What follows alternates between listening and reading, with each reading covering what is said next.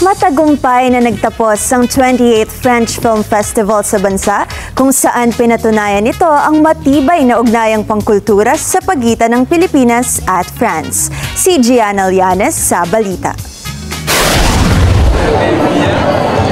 Pinangunahan ni Garance Marillier ang ika-28 French Film Fest sa Maynila. Dumating sa bansa ang French actress na si Garance Marillier bilang panauhing pandangal ng 28th French Film Festival na opisyal na nagbukas ng selebrasyon ngayong taon ng pelikulang Pranses sa SM Aura Premiere sa Taguig City.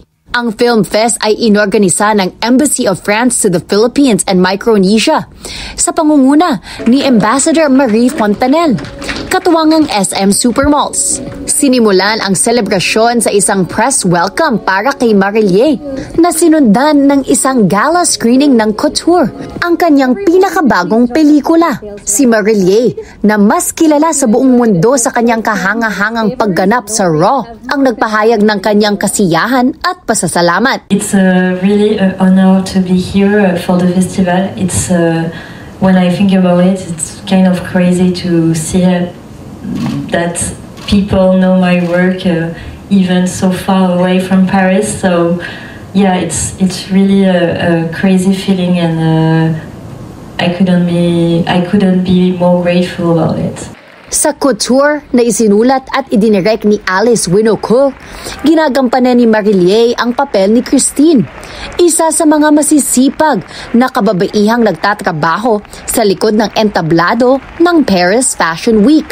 Habang sinusundan ng pelikula ang mga kwento ng karakter ni Angelina Jolie at ng dalawa pang pangunahing babae, si Christine ay kumakatawan sa madalas na hindi napapansing pundasyon ng mundo ng fashion na nagbibigay diin sa mga mananahi, makeup artists, dressers at iba pang malikhaing puwersa na bumubuhay sa mataas na moda. Ipinapakita ng papel ni Marillier ang feministang diwa ng pelikula na pinapalakas ang tinig at mga pakikibaka ng mga kababaihang bihirang makita, ngunit napakahalaga ang ambag.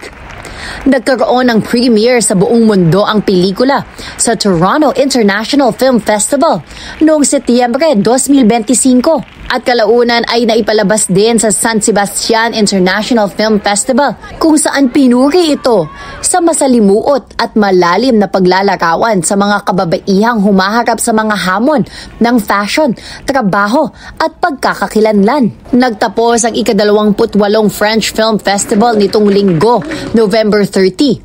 Ang tradisyon nito ay pagpapatibay ng ugnayang pangkultura sa pagitan ng France at Pilipinas sa pamamagitan ng paghahandog ng sari-saring kontemporaryong pelikulang Pranses na nagtatampok ng mga kwentong puno ng tibay ng loob at sining.